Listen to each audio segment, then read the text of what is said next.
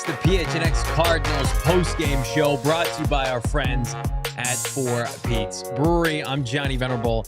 He's Brittan Golden, former Arizona Cardinal wide receiver. We're going to hear from Bo Brack live from State Farm Stadium in just a little bit. But we're on this post-game show after a halftime show, Brittan, in which the Cardinals were up 20-0. You guys saw it. Subsequently surrendered, 31 second-half points to the New York Giants. They fall to 0-2. Where do we even begin? I don't know. As we talked off screen, I'm the second half speechless. Yes, you gave up a touchdown in the first 5 minutes. I understand that, but you responded immediately with your first drive, and then it seems like everything we'd worked for to get to this point just went right out the door, and we looked like week one offense again. That's right. I want to get to a super chat, God love him, that we missed on the halftime show. AZ Moses, 89, $2. JG proving he still owns Dable and the Giants. Well, he proved it for much of the game 30 until, his defense basically became burnt toast, as I tweeted out. You can come up with a lot of different solutions. I think it's a little bit of the talent gap started to be showcased a little bit. The Cardinals just couldn't keep up.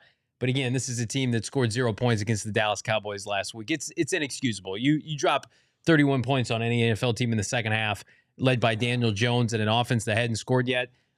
They went into basically coast mode, right? I don't know what was said in the locker room, but it wasn't good enough at halftime, and they got to own that. They got to eat this big shit sandwich because that's what it was, Brittan.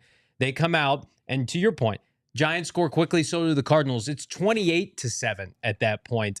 And then offensively, I think they began to see, our defense really can't hang, putting a lot of pressure on ourselves. They got really tight at times. And man, defensively, you're missing 4 starters. I'm not trying to make excuses, but they got to a point where they're just like, we don't have the horses, and we're giving up chunk plays left and right. They did. I feel like we said, you gave up an early touchdown, but you moved the ball well that first drive out.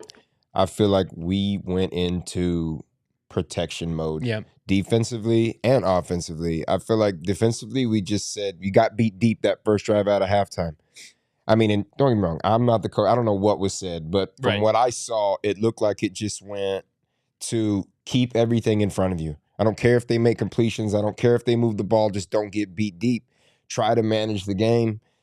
I don't know. It looked like literally just like giving up. Defense was gassed. You could tell in that fourth quarter. Those boys were on the field the entire second half. And, it's ironic, too. Like, they got a field goal at the end of the game. Does anybody doubt that there had been more time on the clock, like they would have scored another touchdown? They were scoring every drive. I told my guy BG, like, that last drive, it's like they can't punt again. They punt again like they're losing this game.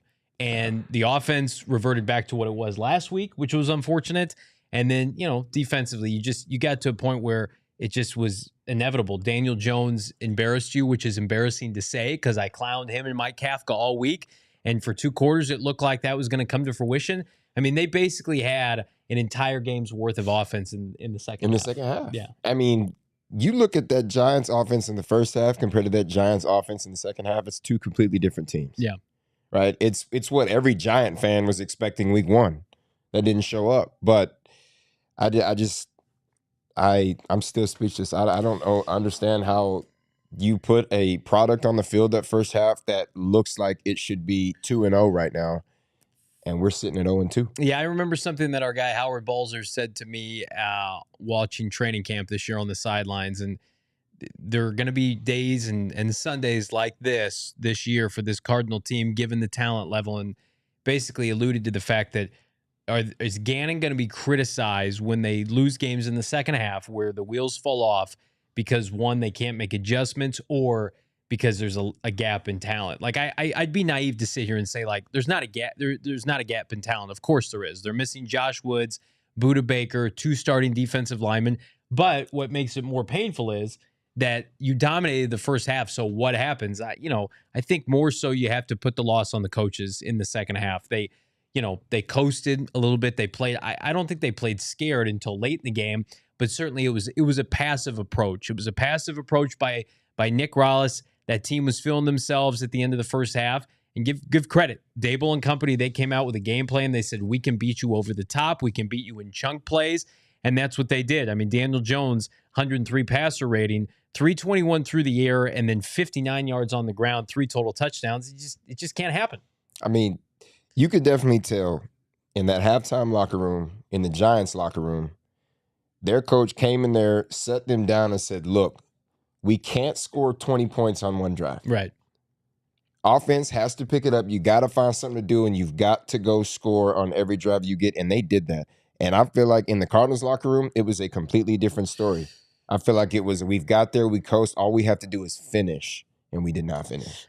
A lot of people going after Drew Petzing, and I get it, easy target. If you would have told me before the game that the Cardinals scored 28 points and they don't have a turnover offensively, I don't care how they get it, 20 of the 28 before half, you need to win this game.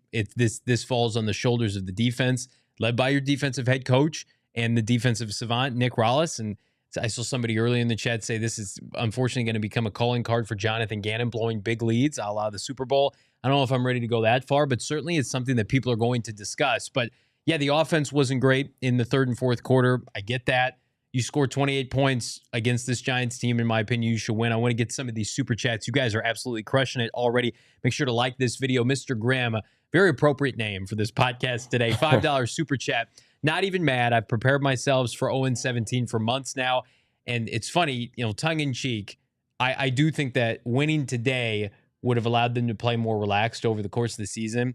I mean, I don't even want to get into the fact they got to play the Cowboys and the Niners back-to-back weeks, but I do think getting the monkey off your proverbial back when everybody says you're not going to win a game this year, it becomes the pressure mounts. If you thought pressure was bad in the fourth quarter against Daniel fucking Jones, the pressure's going to mount for this team now over the course of these next 15 games. Like, you gotta find a win somewhere. Just look at the next 2 weeks, like you just said. Right? We blew a lead to a bad Commanders team. Mm-hmm. We blew a 20-point lead to arguably the worst offense we saw through the first 6 quarters of their season. Yep. And now you're about to go out there and you've got the Cowboys and the Niners, yep, who are putting up points every single week. 2 best teams in the NFC. Easily. And you got to go back-to-back, and you potentially are out with your all-pro safety. It's going to be tough. We're here for tough times, though. Topic 64, friend of the program, totally disappointed. Absolutely. Thank you so much. $1.99 super chat, topic 64. It just is inexcusable to blow a 20-point lead for an NFL team at a halftime at home. And I think about what we talked about on the pregame show and the halftime show is rewarding the Bird Gang, rewarding your home fans with a complete game, with a win, with a W. And I got sick to my stomach every time they panned to Giants fans in the second half. It's like, get the hell out of here with that. But again, you want to complain about lack of season ticket sales. Like, this is an example. Like, you can't do this kind of shit and expect people to be blindly loyal. Like, they want to support the team. We're here to support the team. But when you talk about why are there so many opposing fans in the stands, it's like, here's an example. They haven't won a home game because they're winning in our house. Right, that's right. You can't. This is just a horrific example of so many instances that has happened at this stadium lately. And it's inexcusable because, like we said earlier, don't get me wrong. When I was a player and we had shit talking from fans, I don't care. I don't want to hear it. Yeah. But at the same time, you can't do stuff. Hey, you're in the NFL. You're blowing a 20-point halftime lead when you have completely dominated this team from top to bottom through 30 minutes of this game. Mm-hmm. Dominated. At some point, you've got to give the fans something, or this is what you're going to see for the next 7-8 home games. However many home games we have, you're going to see a predominantly visitor-based fan base. Gotta get dubs to get the fans excited again. I'm excited about this super chat. Albert, thank you so much, Albert. $2. Cards may disappoint, but PHNX never does. We appreciate that. We're gonna be here for better or worse. There could be more worse than better this year. But again, this team right now, they got some stuff to figure out. This is gonna be a very difficult, somber locker room. I had it sourced last week, BG, that even with the not the collapse in Washington, but the blown lead last week against Washington, the team was upbeat, right? They played well defensively. Quarterback had been there for a hot minute. Like, this is going to be a different locker room this week. Like, how do you even console your fellow teammates after something like this? You have to lean on your leaders in the locker room. Right. Because something like this, to this magnitude of, yes, you had a lot of reasons to hold your head high defensively last week, for sure. I mean, they played out of their minds. And they played amazing for 30 minutes in this game. And then you come into a week where you're leading 20 at halftime. And now everybody's high up in that locker room. Everybody upstairs is high up. The fan base is high up. They're thinking great.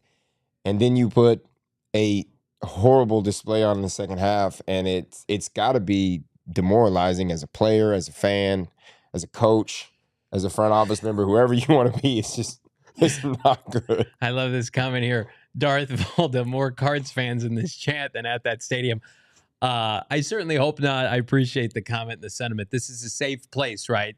We're gonna be available for you guys, therapy for Cardinal football all throughout the season, and hopefully one day we get to celebrate a dub on this podcast. But right now, I mean, like there's no way I thought leaving that halftime show that we did, Brittan, that I'm like, they're not gonna blow this lead again, are we? No way. We put our feet up, comfortable second half.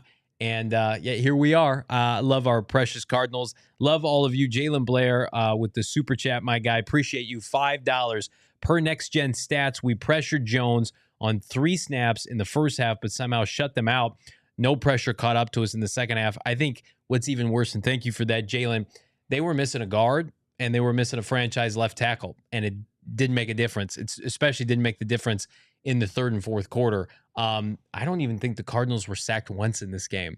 Like, that's how depressing this game was. That's why the offense was bad. I'm not going to put everything on an offense that 28 points and no sacks surrendered. I mean, the Giants defense didn't do anything special. I think they rode the wave of momentum by their offense. This is everything to do with the defense. That is it worse maybe, Brittan, because they've played maybe above expectations for 6 quarters over their heads, that the defense that we saw in the second half was what a lot of people were assuming and predicting this team was going to look like. That was like preseason defensive when we had 3s and 4s. It just looked like the desire to be out there. And don't get me wrong, listen, not having Budda Baker out there, you can play the narrative that, oh, somebody's got to step. I know, but that is arguably one of the heart and soul of this football team. Mm-hmm.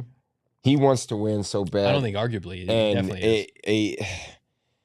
Not having somebody back there in a key moment like this, when you've given up 21 points and now you have a 7-point lead, right, compared to a 20-point lead, just having somebody back there, I don't know. I have to think that plays into it, but at the same time, like we've said over and over, like that's stuff like this just can't happen. No, it's inexcusable. And again, it's going to really test the leadership of Jonathan Gannon and his coaching staff. And man, you would never thought that a team with such low expectations, gutting it from the ground up, playing at times replacement level players and backup quarterbacks, that you can be this gutted from a loss. That might be the worst part of this entire thing, is that, we'll come on this post-game show. They'll lose games this year. We'll find silver linings. They should have won this game. They probably should have won last week's game, right? That should easily be 2-0. Yeah, that's incredibly difficult. I'm going to keep these super chats going if we could, producer Damon. You guys are crushing it. To Slim Shady, $6.99. Thank you so much. I'm buying the tank narrative now. My heart refuses to believe the Cardinals are this pathetic. I love you too, Slim Shady. Have you been following this team for a hot minute? This is what we've experienced losses like this my entire adult life. I'm 35 years old, but the tank narrative is in full effect. Tank Tuesdays will be back. Thank you so much to Slim Shady. And listen, we're going to talk about Houston draft implications. Cardinals are settled with a hell of a smorgasbord next April. Let's keep these super chats going here. AZ Fan 1998. Thank you so much, AZ Fan. Jonathan Gannon better rip everyone a new one. No heart second half. Not only that, but this largest comeback against the Cardinals against, I'm guessing, in team history. I know it's the biggest comeback the Giants have had in a hot minute.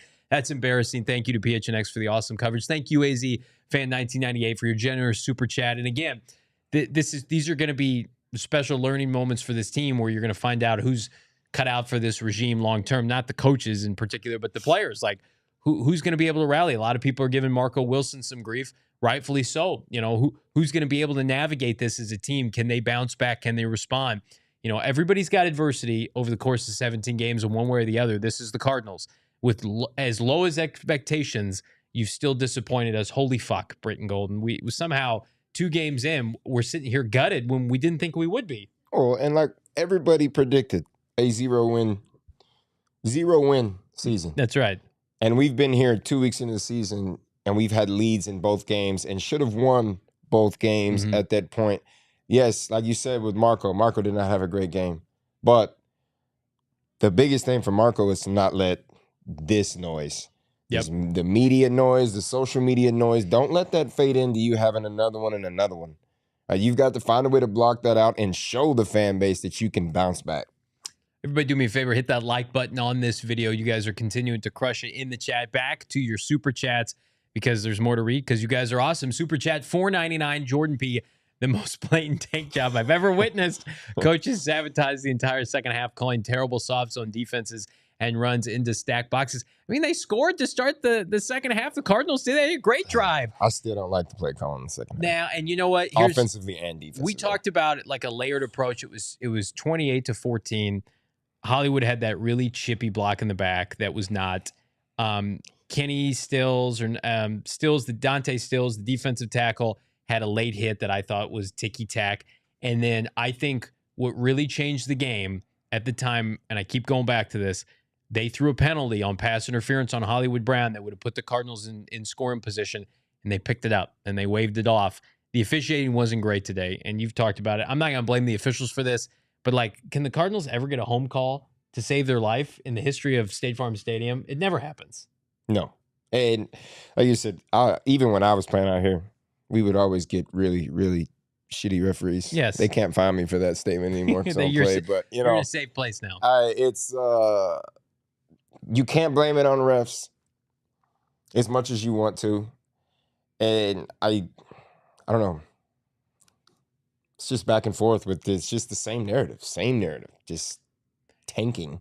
It's what people want. It looks. I can understand as a fan what you saw today with the tank job is real because I don't know. This looked like a lot of the Bears second half games I watched last year when I was convinced they were tanking. Super chat $1.99. Little Dreezy, thank you so much, Little Dreezy, friend of the program. Got conservative as F second half. Looked like Vance Joseph. 100% agree. It was too conservative, playing scared, playing tight, playing not to lose. Defensively, man, they just... That's the worst, though. Yeah. Playing not to lose. Do you think that was a product... any type of sport, like, why would you do that? Do you think that was a product of the Hyatt catch early on in the second half? They're like, wait a minute. We can't play this coverage anymore. Let's make sure everything stays in front. We can't get beat deep. Yep. And then you look up, and there's been 4 or 5 passes that were kept in front, but now you're 50 yards downfield and you're in field goal range and scoring range. It's frustrating. Death by 1,000 cuts, and it felt like that. And then some today. Back to these super chats. You guys are the best. Last one. A couple more. Free matter for the blind, $2. All these teams are just lucky Kyler's out. I mean, like, I feel like they scored enough points to win today. I know. They didn't turn the ball over. They had over 100 yards rushing. Like, the player of the game was an offensive player. Man, I think today it was like no J.J. Watt, no Zach Allen, no Byron Murphy, no disruptive franchise 3 technique, 5 technique, no number 1 corner, no Budda Baker. I mean, I felt like today was the day that we saw the shortcomings of like the last 10 years of drafting by Steve Keim. Where was the depth on defense, right? You're playing a lot of guys. I would venture to say a lot of us, myself included, could you name like the starting defense today? Could you name the backups for everybody defensively? I mean, there's 7 players out. You know, not everybody knows who Chris Barnes is. Not everybody knows who, you know, on any given Sunday, like Jonathan Ledbetter is, right? And Keitrell Clark got hurt and had to come out. I mean, it's times are tough with this defense. And I thought they were immune to this, BG, because I saw it for 6 quarters. I'm like, no, they're just really well coached. And they're still well coached, but man, it was almost just like Giants were like, we have better players. Hyatt, Saquon Barkley, Darren Waller, we're just going to come after you. You definitely saw the lack of experience defensively. I'm not going to blame it on starters being out because, like we said earlier, this is the NFL. Yeah. Everybody gets paid, right? I don't care if you get paid $40 million a year or $600,000 a year. Like it's a lot of fucking money either way. That's right. You're here for a reason. This is your job. I understand mistakes happen. This is a very violent sport. Things are going to go wrong. But you have to realize where you're at now. This isn't college football. Nobody's on scholarship anymore. You can't have horrible games and expect to still be around. This is a different type of thing. So to blow a 20-point lead, and essentially to blow a 20-point lead in a quarter and a half. Yeah. It's something has to go drastically something's wrong. I do want to get to what went right, at least for the large portion of this game. It's our player of the game, the X Factor today. It was Josh Dobbs. Josh Dobbs is fantastic. I mean, anybody in the chat would have signed up for these numbers on Friday, on Saturday. No turnovers, leaps and bounds better than last week. Had that tremendous rushing touchdown, which feels like forever ago. A passing touchdown to Hollywood Brown. Led this offense to 28 points, right? I mean, Josh Dobbs was good enough to win you the game today. I know that the offense sputtered in the second half. I think he was the byproduct of some bad officiating with some penalties that happened with his skill players. They left a lot of yards on the field with that. To me, Josh Dobbs wasn't sacked at all, looked good in the pocket, had people in his face. Like, that's encouraging. But again, it comes in a loss, which leaves you with a bad taste in your mouth. But I mean, if this is the Josh Dobbs we get until Kyler Murray for the rest of the year, and it's just more evenly spread out You over can't be four mad quarters, at that. No, that's that. I mean, shit. He in 2 games he hasn't had an interception yet, and today he got better. That's, you talk about small victories. This is a small victory for the coaching staff today. It's offensively for sure. If you're gonna find any silver lining offensively, especially the first half, the coaches did a great job. They allowed the playbook to be open. They allowed Dobbs to push the ball downfield. The offensive line played a million times better this week than they did last week. He had time in the pocket. When his first read wasn't there, he didn't feel like he had to panic because somebody was in his face, and he found stuff. Second half, I think the play calling got a little blatant after that first drive, and it just got to, let's save it mode. Just try not to turn over, which 0 turnovers today. And not being sacked, and to say you lost the game after scoring 28 points with it. That's why I can't blame. I mean, Petting was not good in the fourth quarter. No. But, I mean, Dobbs completed 68% of his throws. I mean, he almost doubled his completion from last week to this week, 4.4 to 7.4. Quarterback rating just under 100. And then he added 41 yards on the ground. I mean, he had almost 300 yards of total offense and 2 touchdowns and no turnovers. Like, That's what you want. Out of a backup quarterback, out of your backup, you cannot ask for more. He managed the game up until the point where the play calling got bad, and then he had a throw to Zach Ertz down the field. He took a shot. He had that throw on the move to Rondale Moore. Like, this is good enough in games like this where it's going to be a problem, and we'll see it potentially. Cowboys, 49ers, right? That's where it's going to get tough. But, I mean, like, you get this kind of version of Dobbs last week, you win the game. So it's all circumstantial. The Cardinals, we'll just be frank, they haven't been able to put it all together. But you can put it all together with BetMGM. My BetMGM bets today, I feel like I'm always a week late because I had the Josh Dobbs anytime touchdown last week. He hit it today, right? Now, the Hollywood Brown over, that was nice. That hit today, but the under did not hit. And, of course, the Cardinal money line continues to elude us. But hopefully that big money is not eluding you with our friends at BetMGM. They're going to hook you up. Use that bonus code PHNX. Place a wager of at least $10. You're going to get up to $200 back in bonus bets instantly. Again, we are back at BetMGM Sportsbook at the Great Lawn at State Farm Stadium for the next road game. Be there with us. Got a couple of home games in a row. Then we will be back. Maybe K1's back by then, too. Sign up with BetMGM. Use that bonus code PHNX. Get at least $200 in additional winnings, regardless of your wager's outcome. If you're on a cold streak, let BetMGM refill your account on them. And check out the full show notes for details. And, of course, listen to our guy, Shane Diefenbach, talk about it in the disclaimer. Gambling problem? Call 1-800-GAMBLER. Colorado, D.C., Illinois, Indiana, Kansas, Louisiana, Maryland, Mississippi, New Jersey, Nevada, Ohio, Pennsylvania, Tennessee, Virginia, West Virginia, Wyoming. Call 877-8-HOPE-NY or text HOPE-NY 467-369 New York. Call 1-800-327-5050 Massachusetts. 21 plus to wager. Please gamble responsibly. Call 1-800-NEXT-STEP Arizona. 1-800-BETS-OFF Iowa. 1-800-270-7117 for confidential help Michigan. 1-800-981-0023 Puerto Rico in partnership with Kansas Crossing Casino and Hotel. Visit BetMGM.com for terms and conditions. U.S. promotional offers not available in D.C., New York, or Ontario. We're going to hear from Bo Brack here in a little bit. He's chatting with Jonathan Gannon on the collapse, on Budda Baker. We're going to have an updated status on that. But first, I'm going to tell you guys about Circle K. Quench your inner thirst stop and join the exclusive Inner Circle by downloading the Circle K app today. We were snacking on Circle K goodies all day during the football game. I think the problem was by the time the halftime hit, I was out of my Circle K snacks. It might have been why this team took an L. I'm just saying, Go load up. Gas is at all-time high, but not if you're an Inner Circle member. They're going to save you 25 cents on your first 5 fill-ups. Join that Inner Circle. Terms and conditions apply at participating locations. Visit CircleK.com for more details. BG, I want to jump back into these super chats because you guys are absolutely crushing it here. Let's get to this next one. Super chat, $1.99 from Jeff Unhill. Our own coaches owe our fans a beer after that one. Maybe a 6-pack. They might owe me a tequila on the rocks. It's hard, man. You go from the most elated halftime show. You can look at it now. It's on archived. It's on our channel. To just the lowest low. Welcome to being a Cardinal fan, at least in the short term. Lil Dreezy, another one. Home game. The other team all on our shit. $1.99. Again, it goes back to what we spoke about. I mean, Cardinal fans, they want to see good football. They want to see superstars, right? We talked about that on the pregame show. There's no Chandler Jones, D-Hop, Patrick Peterson, Kyler Murray, right? A.J. Green once upon a time played good football for this team.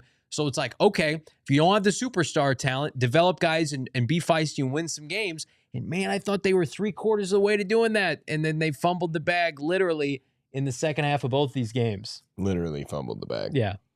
Frustrating, man. Like, do you think at this point in the season, like, Cardinal fans are going to say, you know what, I'm just going to watch the game at home at this point? We saw what happened at ASU last night, which was really sad. Not a ton of fans. And then today, a bunch of Giants fans take over. Cowboys and Niners the next 2 weeks at State Farm Stadium. Like, I encourage you guys, go out and try to get tickets to this game. You know, you got to, because if we don't buy tickets to this Cowboys game, it will be nothing but silver and blue in there. It's a recruiting pitch for future free agents and draft picks. That this is a great place to play because you guys know it is.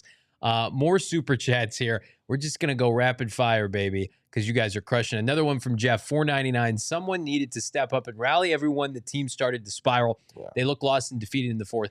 Well, they're missing their franchise quarterback, not to make excuses, and they're missing their best overall player in Budda Baker. I tweeted it out, BG, like, somebody's got to step up and make a play, but, like, on a team like this, I mean, it probably has to be like a Kazir White, maybe? You can only talk about it, though. Somebody on that team has to do it. Okay. Like, we can sit here as a fan, as us on the podcast, we can sit here and talk about, yes, somebody needs to step up. Next man up, however you want to put it. But that's only talk. We can only do so much with our words. Somebody on that football team has to step up and say, look, we don't have our starting quarterback. We don't have our all-pro safety. Somebody's got to fill that void and say, look, this is bullshit what we're putting on tape right now. Mm-hmm.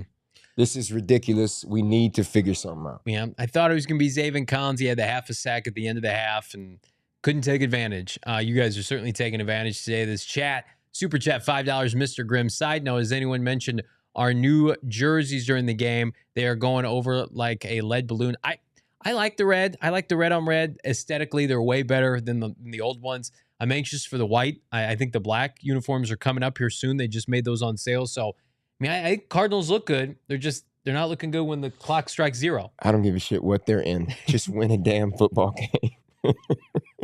Chris 912, thank you so much. Super chat, $1, super sticker. Alex in the chat, $4.99, got torched over the middle. That's where Budda plays. Absolutely. And Josh Woods is a starter on this team.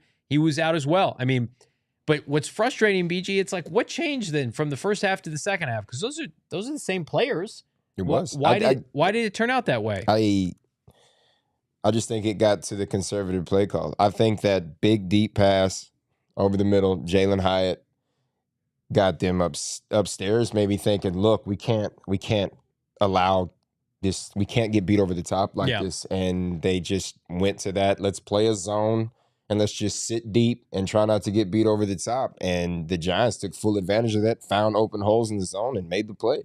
I want to get to more super chats, but before I do, we're going to count some cards because some cards, they did have a pretty banner day. The stat sheet was robust, unfortunately, for both sides. But let's check out our precious Redbirds here. James Conner, again, was fantastic. He and Josh Dobbs offensively wore this team. 106 rushing yards, and it feels like most of those came in the first half. Had the rushing touchdown, BG, carried this team on his back, literally, figuratively, like is the heartbeat of the offense right now. He couldn't have done anything else to win this game. He ran that football with so much passion. I tweeted it out earlier. I said, James Conner is running the football with a passion today.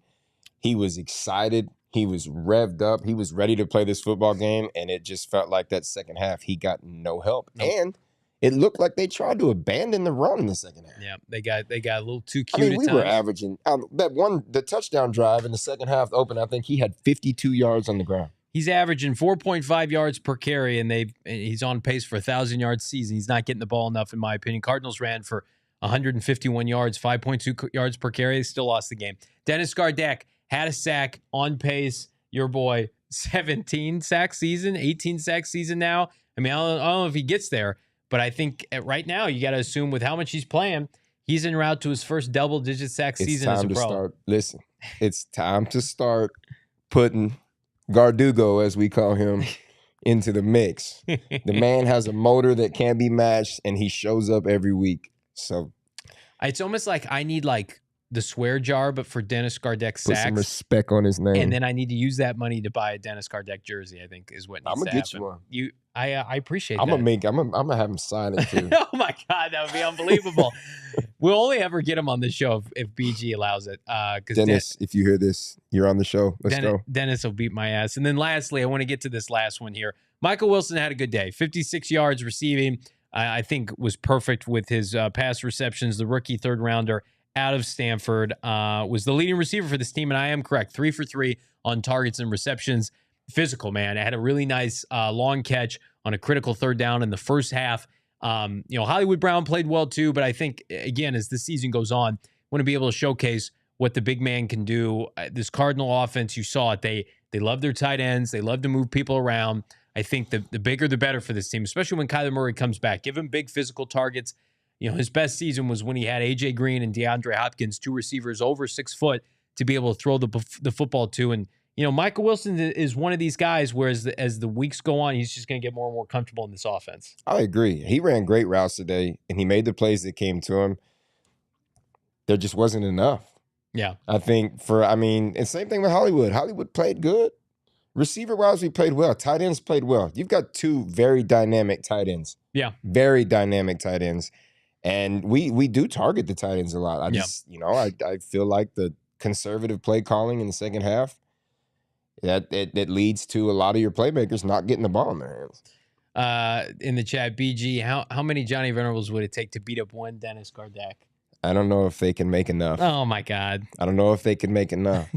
That's a scary dude. I feel like that says more about Dennis than it does about me, okay? Dennis is going to have double-digit sacks. He's an NFL player. Listen, Brandon Johnson, you can't beat me in golf. You got lucky the last couple of times. I see that. More super chats here. You guys are crushing it. Again, I don't want to say a lot of positives, but a lot of Cardinals had a good day today. They just couldn't pull it out. It's disappointing. We're going to talk about it. This is from Jacoby, 4.99. As someone in the stadium, it was pitiful how many Giants fans there were. It was 50-50 Giants and Cards. Pitiful. Again, I agree. It's disappointing. Be able to go out and support your team. Tickets aren't that expensive right now if you check them out on Game Time especially. But, BG, we talk about it. It's going to take superstar potential. It's going to take wins. It's going to take a culture shift. And, anytime you're gutting something from scratch, like the early days, it's going to be tough. It's going to be tough to stomach Sundays like this. But I think, these are good opportunities to say maybe me and other people were naive to the fact that, this is what a rebuild's supposed to look like. Well, nobody enjoys a rebuild. No. Whether you, especially as a fan. But, they don't enjoy it in that locker room either. Nobody wants to hear the narrative, oh, we're rebuilding. They're not going to win games. Nobody wants that. Yeah. If you're in a locker room and you're okay with losing, you're not going to be in that locker room very long. But it comes to the point where you got to sit down, you got to hold on. You got to hope and pray that the small wins that we've gotten from this coaching staff and this GM so far, we have a competent GM. Yes. Let's just be real. Yeah. He's made some great moves, some solid moves. I know we want the win right now narrative, and we want that. We all want that. But we have to take these small wins right now and just pray that we can build off of it. Man. It's a shitty feeling. It is. It's tough. You guys are making it that much better, though. These super chats are coming in fast and furious. Low Dog, $5. When will Gannon stop blowing second half leads? 3 in a row now. It's a problem. I'm not going to sit here and be fanboy 101 and say, he's fine. He's perfect. He's not a finished product like this team. he needs to find a way to be able to put the clamps on things. Otherwise, you're going to end up like Brandon Staley's ass about to be fired with the LA Chargers. You want to be a defensive head coach in 2023 in today's NFL. You got to be able, if you're up by 20-0, you can give up some points in the second half. You got to be able to put that product on the field that you put for 4 quarters last week and 2 quarters this week. That's right. You got to be able to put a complete game together. He's going to learn. I have immense confidence. Nothing about these first 2 weeks is shaking my confidence in Jonathan Gannon, because if you listen to the national media friends, this team was supposed to lose, 70-0 back-to-back weeks. They've been in it till the final play of the game. I think talent's a problem. I think inexperience is a problem. I think, Nick Rallis and Drew Petzing are the youngest coordinator duo in the NFL. Like, this shit's going to happen. Again, I think me being naive to the fact that, like, hey, this is the NFL, man. These guys have been around for a while. Brian Dable was coach of the year last year. It was for a reason. Mike Kafka, as much as I dogged him, was getting head coaching interviews. It's the NFL. This is not ACC football. This is where the big boys play. Get to more of these super chats here because you guys are crushing it. Adam, thank you so much. Super generous. $9.99. Tough to root for a team that always finds a way to lose. How do you think the team will react moving forward into next week? Played inspired football, or did they in the second half? I think if they come out and they play competitively like these first 2 games against the Niners and the Cowboys, regardless of the outcome, that's something to be commended. What my concern is, BG, is you put all of your aspirations maybe blindly into these first 2 games because they were winnable, and you blew both, and now you get to play the best of what the NFC has to offer with an undermanned roster, and that's putting it kindly. That's putting it very kindly. Honestly, I just want to see how he said in there, inspired football. Don't come out here and play that. I don't want to come out here and see people that are like, okay, we've lost. We're about to play 2 of the big powerhouses in the NFC. Do not tuck your tail, because you've been in 2 games you should have won. And anything can happen in the NFL. Everybody is a pro. You can beat the Cowboys. Everybody's beatable. Yeah. But you cannot put a product on the field like we saw in the second half. We got Bo Brock calling in here. We're going to get to him momentarily. He just got done speaking with Jonathan Gannon, so sit tight. That's going to be a good one. But I'm going to tell you right now what else is good for you is some Shady Rays. You want to block out the tears at today's game. If you're like me and you got to walk to your car later and you're going to be sobbing on the way, wear some Shady Rays. I promise you're going to look cool doing it. Again, all seriousness, save 50% off 2 pairs with that promo code PHNX. They are fantastic. They've got multiple store locations as well as online. Stuff goes in and out of stock quickly because they are the hottest selling sunglasses in the Valley. A proud partner. I rep them everywhere I go. I used to rock a certain, let's call it name brand, big time sunglasses, and I will never go back from Shady Rays. They are fantastic. Again, giving you the best deal of the season. Go to shadyrays.com. Use that bonus code PHNX, 50% off 2+ pairs of the polarized glasses. The selection is robust, as is the savings. shadyrays.com. Bo Brock on the line from producer Damon.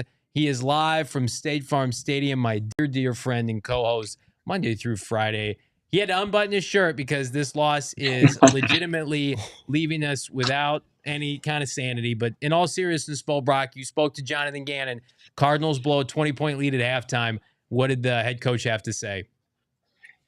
Took the blame for it. Basically said it was on the coaches as far as their inability to hold on and win this thing that, as you said, 20-0 at halftime, 28-7 at the end of the third quarter, or at least with 4 minutes left in the third quarter, and took the brunt of the blame for the collapse. But when you look at it, you look at the numbers, you look at how the second half transpired, this was a defensive collapse that unfolded before all eyes here at State Farm Stadium. The offense played well enough to win. You give up 5 drives, 5 scores, including 4 touchdowns to the New York Giants. It's just not winning football. It was not what we expected to see. One, the offense come out and play as well as it did, and then the defense to lay an egg like it did in the second half was it was an absolute soul-crushing loss for the Arizona Cardinals. I don't care what the expectations for this team were going into this season. No, I agree. It was the way it transpired in the second half. Just it crushes your soul as a Cardinals fan. You know, it's just one of those things where, as a fan, you don't really. It's hard for you to want to root. It's hard for you to want to show up for games because you don't want to continuously see second half collapses. But at this point, it's a tough one.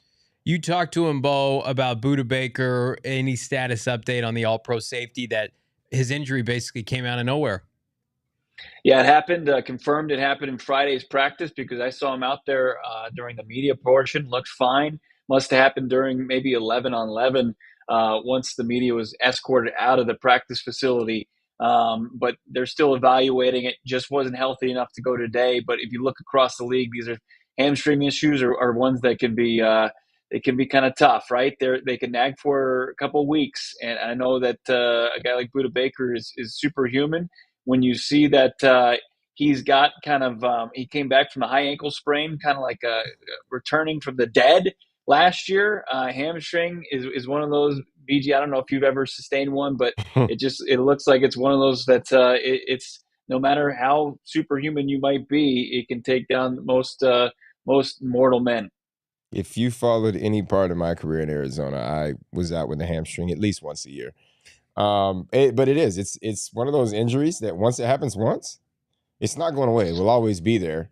It just determines on how you can manage it and making sure you take care of it and do all the pre-work you can do to make sure you can keep it at bay. But the hamstring injury, it's a nagging one. It's one that you wouldn't think outside if you've never done it that it should be something that can hinder you. But being a guy, especially a defensive back, a receiver, a skill position player, you're running the entire game.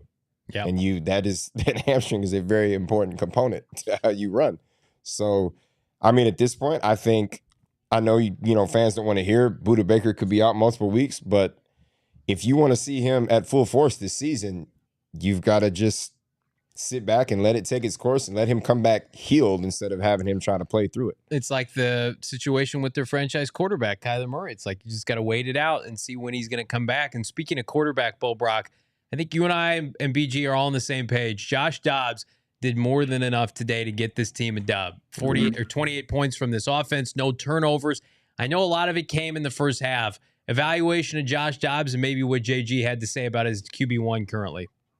Yeah, he said that he loved what he saw from the offense, right? I mean, and penned most of the downfall on the defense. You're not going to get off the field when you they couldn't get off the field, couldn't get off on third down, and you gave up 31 points in the second half on 5 drives they were 5 for 5. So I think as far as what he said about the offense and Dobbs, I think we all saw it, that this offense can operate in the interim, and he can be the bridge to Kyler Murray. You saw what they saw back in March, or what they identified as a guy that could be the bridge to Kyler Murray, the mobility, the arm strength. It seemed like he had every throw in his bag today.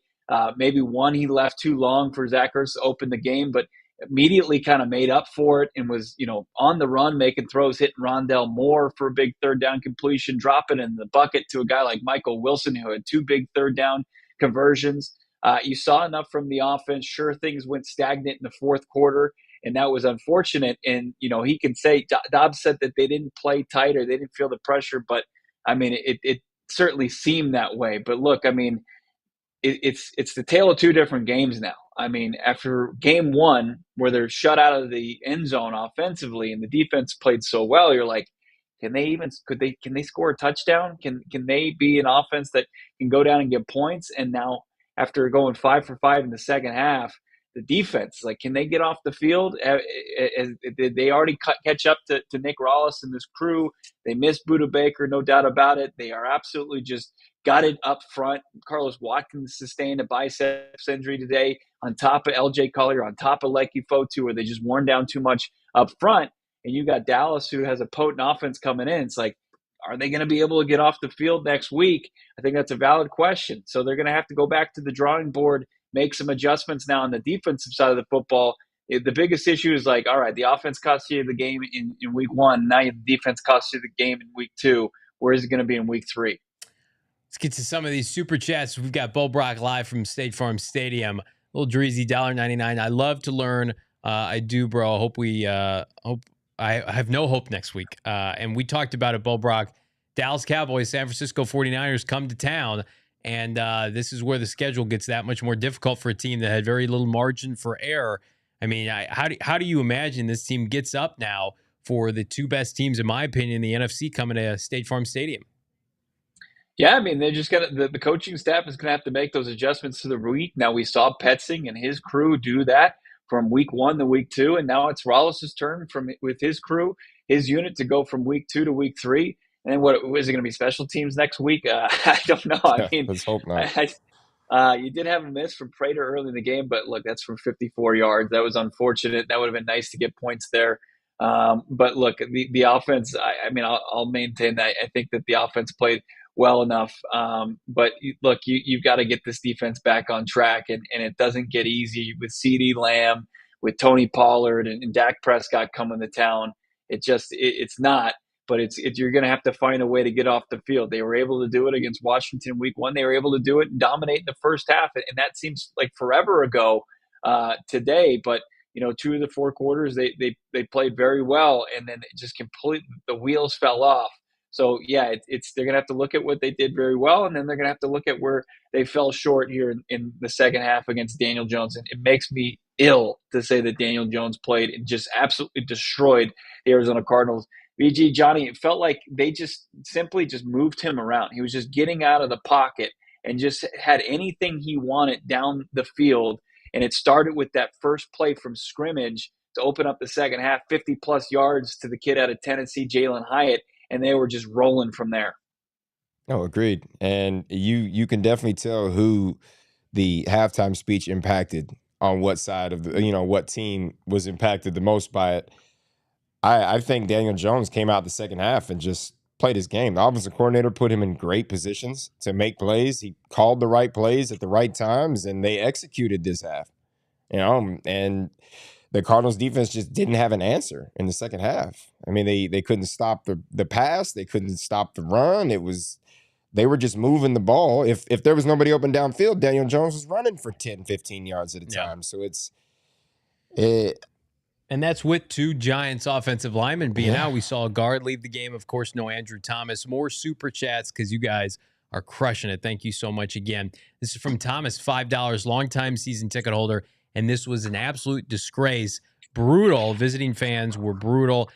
Bo, kind of a theme of the show has been you got to earn the fan base's, let's just call it, support as it relates to ticket sales. Of course, much has been made with the Giants taking up about half of the stadium today, with 2 big fan bases in San Fran and Cowboys on the horizon. It could, I think San Francisco was on the road. So specifically Dallas next week could get. It's going to be insufferable. Yeah. For State Farm Stadium and Cardinal fans that are there.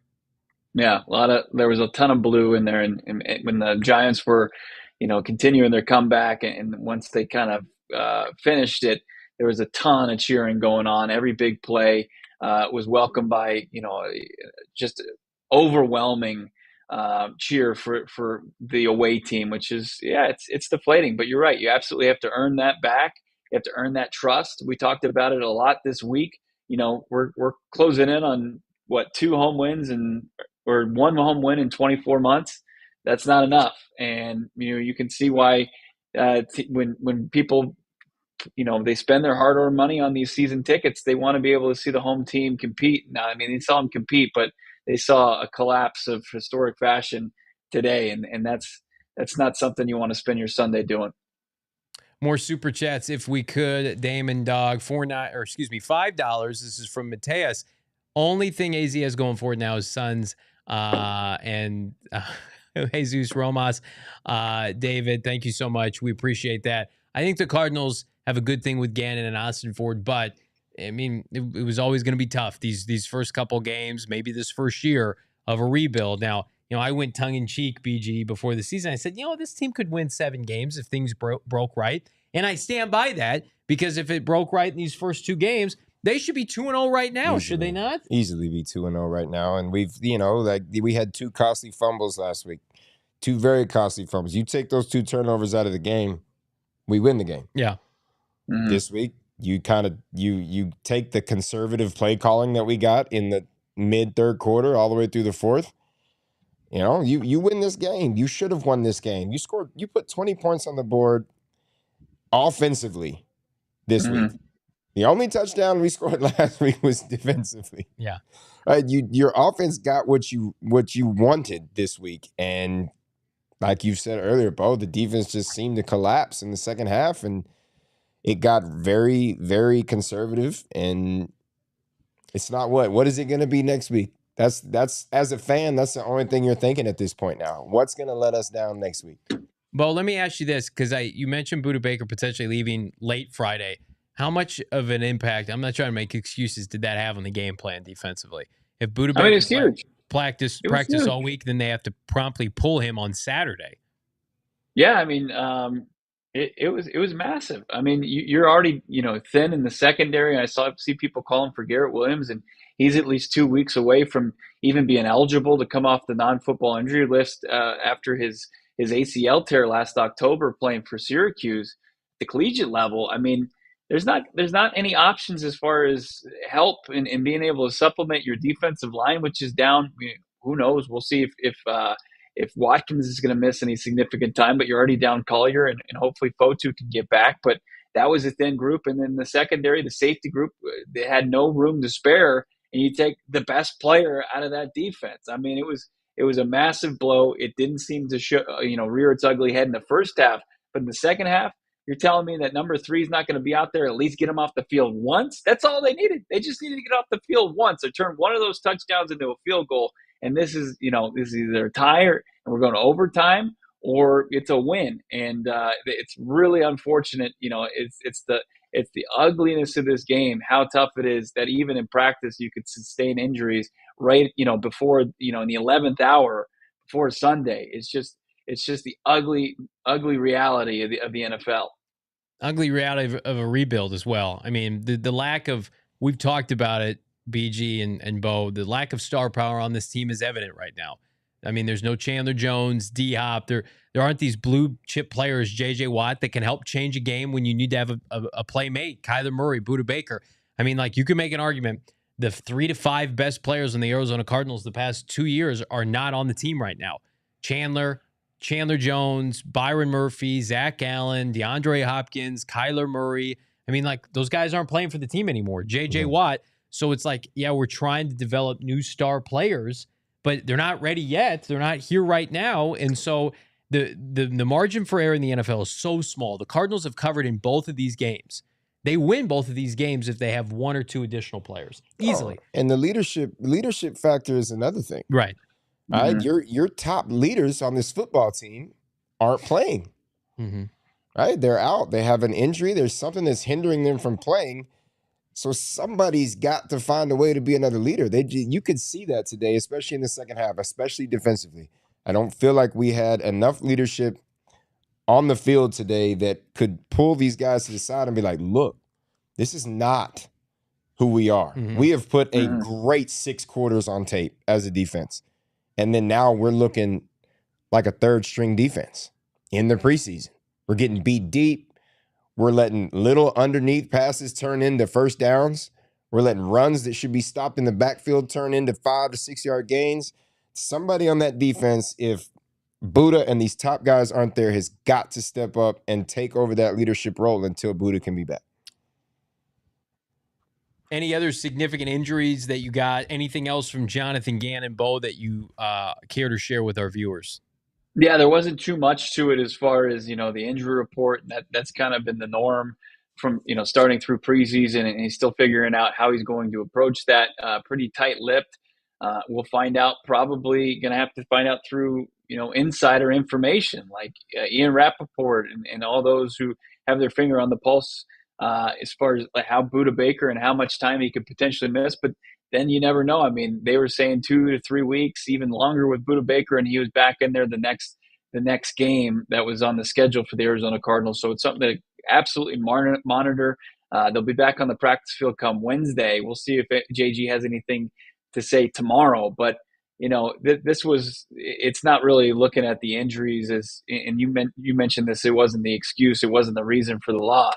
It was part of the equation, but. It's more looking back at the drawing board defensively, the calls, and the inability to get off the football field the entire second half. That was their downfall. I'm going to talk about Kyler Murray here in a second, because a lot of people are talking about the fact that Kyler Murray, when is he going to play? Should he play if this team is over? But I want to get to some more of these super chats you guys so generous with your time and your funds today. Greenwall Tree, $4.99. What do you guys think needs to happen this week? I mean, it's cliche. I think they just need to continue to grow and develop. I mean, the young players are getting better every week. Michael Wilson looks good. Paris Johnson Jr. looks good. Keitrell Clark had a fantastic pass breakup. But I mean, BG, it's this is a process. You got to trust the process, as they say, and it's not going to be done overnight. So as long as you can keep these young cornerstone players healthy and productive and playing, I still think you're on the right track as a team. You are. Some young guys need to grow up. Yeah. You're in a position now where you have to grow up fast now. So, I mean, they're going to have to start making the plays that come their way when they're there. And you got to start making the plays that nobody else can make. That ball that looks like it's out of reach, you're going to have to find a way to come down with it. Yep. That extra yard that you got to fight for as a running back, you've got to come down with it. You've got to somehow on defense be able to get pressure or break up a pass or whatever it is, make that tackle that you weren't supposed to make. But guys have got to start. They've got to grow up now, and they've got to put themselves in position to make these plays. Yeah, I completely agree. And you talk about, young people having to grow up. It's also on the coaching staff. You've got 2 first-year coordinators. You've got an offensive coordinator who's 35. You've got a defensive coordinator who just turned 30. You've got a head coach who just turned 40. All first-year guys as far as in their position. You're going to take your lumps. And, I'll say this and I'll maintain this. Rebuilds are not for the faint of heart. There's going to be a lot of ugly football at times, and it's unavoidable, right? But you hope the lessons that they're going to resonate. And, as BG's pointing out, that you're going to learn from them and you're going to be a better football player and football team going forward. But that's also not a given. I mean, it was like 2018, we watched a horrible, horrible football team and Josh Rosen, and you just thought you had to wade through all the crap and that you're going to come out on the other side and he was going to make that second-year jump. And guy's been out of the league, right? It's just not linear. It's not one of those things where, it's just going to happen just because you put in the time. Like you have to learn from those tough lessons and you have to become a better football team and players. Let's get to some more super chats if we could. Lil Dreezy pointing out $1.99. Prater missed that kick. Absolutely. Would have made a tie game, although that was a tough one. What was that, the first drive? 54 yard. Drive, and it's a 54-yarder. Do we expect him to make it? 100%. He's an NFL kicker. But are kickers perfect? No, I'm pretty sure if you've watched any football in your entire life, none of them are perfect. But I don't think you can really put, score-wise, yes, you can sit here and say, if he makes that 54-yarder, we go to overtime. But I mean, I don't think you can put the game on a 54 plus yard field goal in the beginning of the game. I'm not going to sit there and put the game on that. I think we had every opportunity to win this game today. 28 points should have got the job done. I mean, he's been perfect outside of that missed field goal. Yeah. And it wasn't even a clutch kick. It stinks. You want him to be perfect, but yeah, I'm with BG. 54 yards, not a gimme. Prater's been solid. The new regime, you're solid for your $4.99 super chat. Is the breakdown the second half on the defense or solely on Rallis? Bo, I would say probably a little bit of both. A little both. Yeah. Yeah, it was a bad concoction. It was bad. Like, right. The calls weren't there and the plays weren't there. The plays certainly weren't there. But to your point, like the as far as where the roster is and what you put out there as far as the calls, sometimes you just don't have it on your roster to compete with what the Giants were doing. It really was crazy to see the shift from half one to half two, and a credit to the Giants for making the adjustments, and Daniel Jones and Brian Dable. They absolutely just dominated offensively in the second half. I don't think you'd be hard pressed to find a better half of football on Daniel Jones's resume than today. Sickening, but these super chats are not. Thank you so much, Alex. Only consistent part of this team, $1.99. PHNX Cardinals, baby. You know it. We're here for better or worse. Mostly for worse lately. Thomas Christensen, $5. It's not the loss that burns. It's how they lost. 100% agree. Had this been a lackluster game, they lost like 21-7. They weren't in it from the start. I think we'd have a different conversation. But the fact they should be 2-0 after 2 games, I mean, we got to keep reminding ourselves the situation that we're in, who these players are, who's not going to be on the team next year. Got a long way to go for JG's crew, no doubt. Nick, $4.99. How are you enjoying the Marco Wilson CB1 reality so far? I mean, I was really liking it through 6 quarters. But I mean, with each passing day, it looks like Keitrell Clark might be the number 1 corner at some point, Bo Brock. Yeah, I mean, Keep played well. He got nicked up there and made his way back into the game because he's a competitor. And yeah, I mean, I don't think anybody in that secondary is played well that second half. I mean, I'm not just gonna circle 20. I mean, Marco Wilson, he had a couple of plays in the first half, but yeah, the second half was one that he's gonna want to forget. So yeah, I mean that's what when you let a guy like Byron Murphy walk, you understand that you're going to have a guy like Marco Wilson very likely going to be your top corner. And this is, you get the good with the bad, and he's got a lot to prove. His third season, and he's on his third of his fourth rookie contract year in his rookie contract. So he's got a lot to prove, obviously, to the new regime. I want to get your take on one of these super chats from Antonio, but first, Chris and Chase, back-to-back super chats, $2. Thank you so much, Chris. Seeing the away team hype up the crowd is sad. It is sad. Chase doubling down, $5. Homegrown AZ fans so tired of seeing a stadium filled with visiting fans.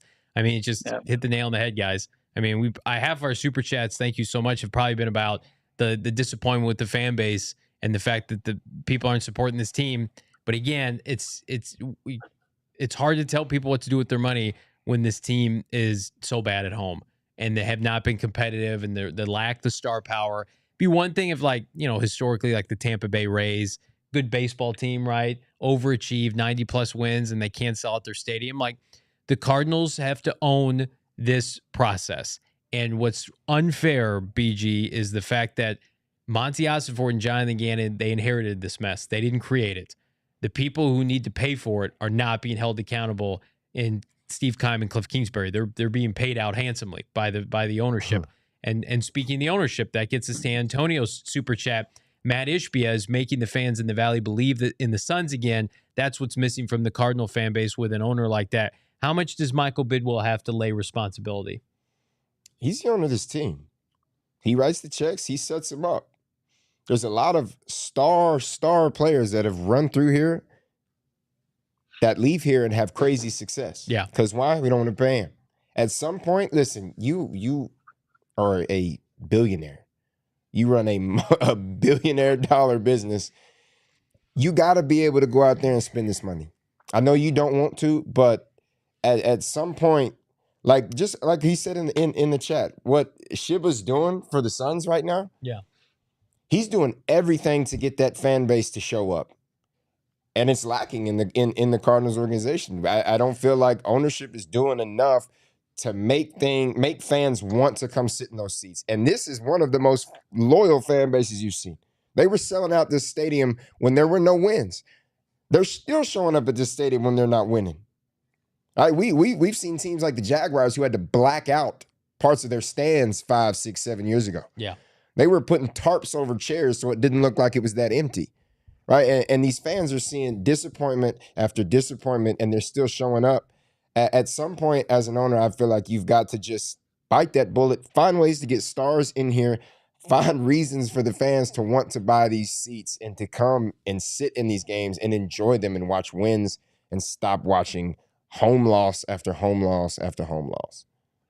I think this is a necessary evil, though. I mean, way overdue, right? I mean, I think solid ownership, puts you in his position years ago, right? But now this is the necessary evil, and finally are making the right moves and buying in on the right leadership as far as Monty Ossenfort and Jonathan Gannon.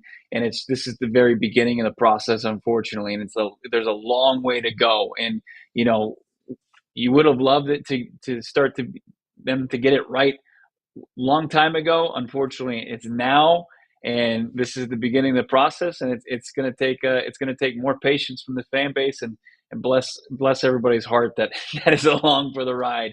But look, the future is I think is bright. But it's I don't care who you are, what you're staring down. You blow 20-0 lead, 28-7 lead. It's going to rip your heart out. It'll help a little OGs. It's not going to fix everything, but OGs got multi-flavored bags. They're fantastic. It's gonna assist in a lot of the issues that you're having after today's game. It's not gonna take care of everything, but the creamsicle is fantastic. How about fruits and creams? Mellow indica blend with sunny sativa. It's perfect for a night like tonight. If you just need to veg out and temporarily forget your pain, check out our friends at OG Brands for yourself. Try one or a few, and there are many delicious flavors. Check them out across all social platforms, OG Brands, and online at ogbrands.com. Of course, find them at your local dispensary. You do have to be 21 or years or older to participate. OGs, we love them. Use that bonus code PHNX. Save a little bit of coin. Save your sanity after today's game. I think in lieu of OGs, in conjunction with OGs, you can take some solace in knowing that the Cardinals have a big draft Christmas party next April with a lot of draft picks under their tree. And was that additionally solidified today? A key matchup, ladies and gentlemen, took place in Houston between the Colts and the Texans. How did that turn out? Well, let's go to our Houston Texans win tracker for the year. Oh, look at that little skeevy GM, Monty Ossenford. Texans, God love them, 0-2 on the season, just like the Arizona Cardinals. If you're scoring at home, the Arizona Cardinals own not only the first-round pick, but the third-round pick of the Houston Texans following the trade for Will Anderson last April. Again, these Sundays are tough. These are gutting days. You lose up 28-7, 20-0, but make it a little easier, Bo, Brack, and BG, knowing that you've got a couple premier draft picks potentially coming your way, Bo. Yeah, I mean, how many wins are on this one? Can anybody point out where the wins are before the Cardinals game? What is that, week 11? I mean, you get Carolina is not great, Okay. and I still don't buy New Orleans, and who knows if Tampa's playing over their head. But, I mean, C.J. Stroud played okay in the second half, but their defense, I mean, you talk about the Cardinals' defense being bad, and they were bad today. Houston's defense, BG, we were watching them. They're a miserable unit. It was not. It was not fun to watch at all. I mean, it was if you're a Cardinal fan. If you're a Cardinal fan, it was fun to watch. If you were an opposing team, it's always fun. But no, I agree. I mean, it doesn't look like the Texans will have remotely even close to a 500 record by the time they come in here. So, but you know, at this point, if we don't put a better product on the field, we won't have anywhere close to a 500 record by the time they get here. And you know, at that point, nobody really wants to come and watch, you know, trash can versus trash can play a football game. Well, I do want to bring up a good point, BG, that you alluded to. Is this team going to be winless when they play Houston? When are they going to get their first win?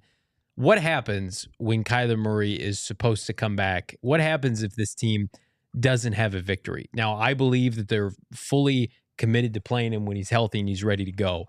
But we've seen this team be competitive these first 2 weeks. They falter. They're going to play much more talented teams each in the next 3 weeks minimum. I think it's a little concerning that right now Kyler Murray poised to come back sometime midseason. If this team's winless, there's going to be a lot of noise around maybe sitting K1 for the betterment of a draft pick, maybe to keep Kyler Murray healthy. What's your take on potentially doing something like that? I hate every bit of that narrative. Okay. Do not, if he is, don't get me wrong, if he's not healthy and he's not ready to come back, do not put him on the field. But I think if he's healthy, if he's confident in that knee and he feels comfortable, you have to put him out there. Do not deprive your fan base of some type of small win with this season. Do not make them sit there and just, I mean, don't give them the tank narrative. Yeah. Right. If Kyler is healthy and ready to go and you don't put him on the field because you're thinking of a draft pick or this and that, like you're going to lose a lot more than just people's asses in seats. You're going to lose a lot. And it's give us something to watch. Give us something to be proud of, to be happy about. But I don't, that whole narrative, oh, we're going to sit him for a draft pick. I probably can't say that F word on air, but like, yeah, you can say whatever we want. Like, if that's who I got to do, I will go straight to that front office and say, like, hey, fuck you. You're depriving all of us of some type of hope. Don't do that. Do I have to say it for the 18th time this week? Yeah. No, you're going to have to keep saying it because, again, I think it's only going to get louder, Bo Brock. They continue to lose. For sure. There are going to be arguments made, not by this show, but by everybody else, like, why play him? There's no point in playing him. Yeah. Yeah. I mean, Florio is already, he's writing his 1,500 words on it, for the week, and he's going to do it each and every week. And yeah, I hear you. But, people are dialed into this and watch this show. They're going to know that, I think Monty and JG are true to the word. That as soon as he's physically and mentally ready to go, he's going to be out there. But you're right. They're going to have to kind of fight off the narrative, and that's fine. It's because it's all just going to be words from people who are misinformed. Yeah, it is unfortunate because I hate that this coaching staff, and it's self-inflicted if they don't have any wins, and this locker room has to take on a narrative like that. What do you do with Kyler Murray? Do you sit him? Do you play him? What's the point? Like, imagine looking Michael Wilson in the face or Josh Dobbs, who just competed his ass off, and say, hey, what's the point of even competing this year? Where, again, like, I think, I don't want to say, like, we haven't been spoiled, but I think it's been a pleasant surprise, and that's why it's so gutting today that the Cardinals have been as competitive as they are. We're going to have Sundays where that's not going to be the case, potentially. I hope I'm wrong. And I think those chants are only going to get louder. So there's a lot of season left, 15 games to go. Kyler Murray, I hope, will play the large majority of those. And I mean, we're getting closer, about 2 weeks out from them having to make a decision, Bo, as it relates to activating him off of PUP. Do you get any sense at all that what this team might do? Could they wait? Or do you think that they have, I don't know, an infectious desire to activate him immediately? I have no idea. I mean, because of all the different checkpoints you have to get through, the way that we saw kind of, Ertz's injury approach and how he went through that. He didn't see it down until, week one. And then we've seen Garrett Williams, who's in his first NFL season, how they've really been cautious with him, that it felt like he could be back by the start of the season. He remained on one of the lists, the NFI. And, I would bet Williams is coming back, but as far as K1, once they get past 4, then it could be any week, right? And then it's a matter of getting him up to speed. And talking to Israel Wolfork, the quarterback coach for this Arizona Cardinals team on Friday, he doesn't anticipate it being a long, drawn-out learning curve. As soon as he gets back on the practice field, I would anticipate him being back in the lineup. So, when he's activated, when he gets back to practice, I would imagine, max 1 week of a buffer between when you could see Kyler Murray play it down for this team. Hopeful, as are we with the super chat. Thank you so much. This is from Greenwall Tree, $4.99. So let's go back a few years. What happened from 2015 to 2016?